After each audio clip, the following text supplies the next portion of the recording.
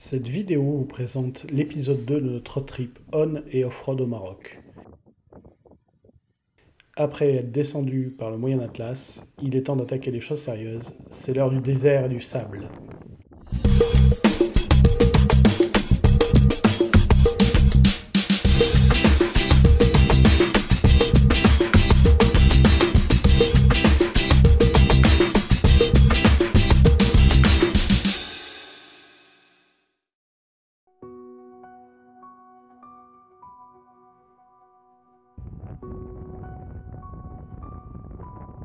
Une fois le dernier village passé, on attaque le désert par une première piste plutôt rocailleuse. On aperçoit notre première dune de sable, toute petite à distance, mais beaucoup plus grosse une fois qu'on s'approche. Pour moi et pour l'ensemble des moniteurs de la Casim, c'est nos premières sensations de moto dans le sable.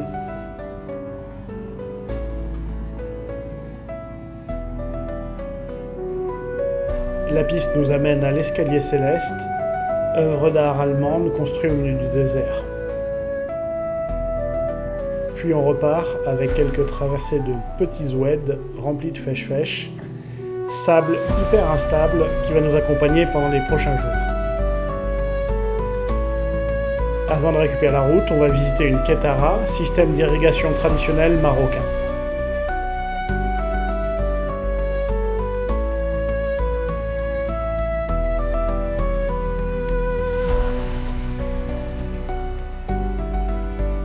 Arrivé dans notre logement pour la nuit, à Erfoud, on aura un palais marocain sublime au milieu du désert, avec son jardin au milieu de la palmeraie.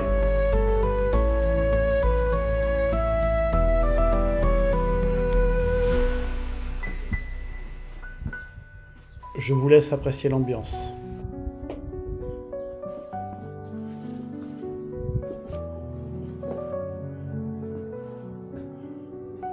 Dès le lendemain, on réattaque le désert. Quelques pistes rocailleuses et très rapidement le sable qui s'invite. Avec la journée d'hier, on est quand même un tout petit peu plus à l'aise.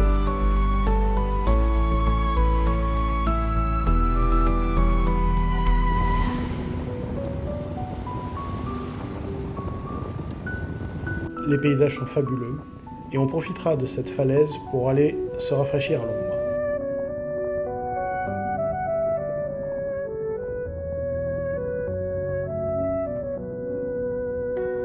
En repartant, on aura la surprise de croiser un troupeau de dromadaires sauvages, pas du tout impressionnés par nos motos, et qui se laisseront approcher.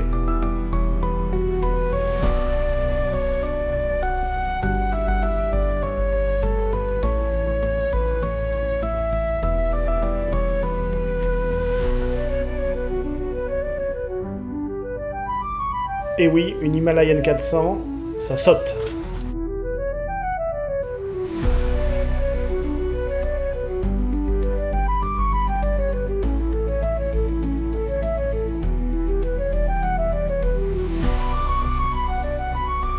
Pour la pause déjeuner, on arrivera dans un spot exceptionnel. La prison portugaise, site naturel paumé au milieu du désert, avec une vue à couper le souffle.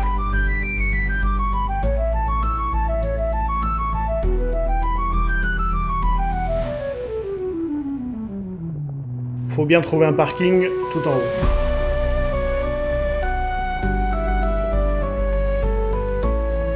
Au bout de ce petit chemin se cache notre resto pour la pause déjeuner.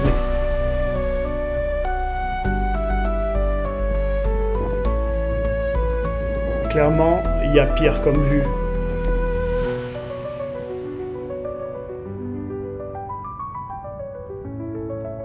Après une pause d'une bonne heure, il est temps de reprendre la route du désert. Sur la route de Merzouga, on traversera la ville de Sijil Massa, complètement isolée au milieu du désert. Arrivé à Merzouga, on garera les motos sur un parking sécurisé d'un hôtel et un 4x4 nous amènera dans les tentes pour passer la nuit au milieu du désert.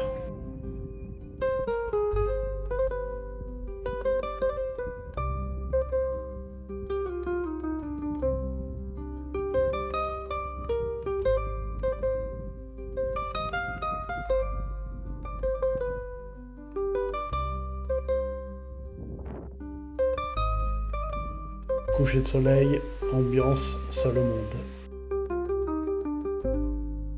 Le lendemain, on récupère les motos et on prend la route pour la plus grosse journée off-road du séjour.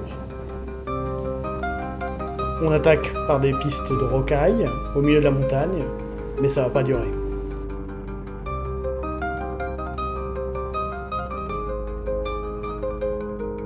Le sol devient de plus en plus sablonneux et de moins en moins porteur. La chaleur est très présente, on verra 49 degrés sur le compteur de l'Himalayan. Ça y est, on attaque le dur, c'est le fèche-fèche dans le WED. Le sable n'est pas du tout porteur, il faut garder du gaz et laisser vivre la moto. Bon, là, elle vit beaucoup.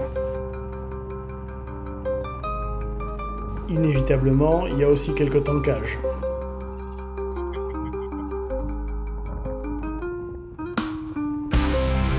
Mais finalement, ça finit par passer en prenant son temps et avec l'entraide des copains.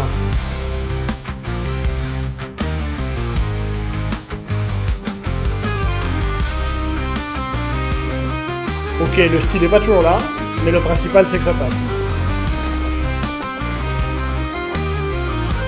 Là c'est Pierre notre guide, tout de suite, plus d'expérience.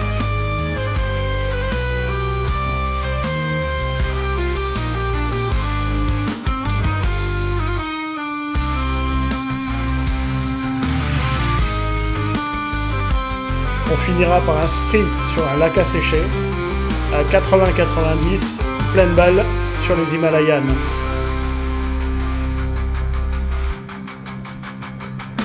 Pour la soirée, on nous a réservé un camp berbère au milieu des dunes, paumé au milieu du désert. C'est clairement typique et sublime. Qui dit dune, dit mumuse, parfois ça passe, parfois pas.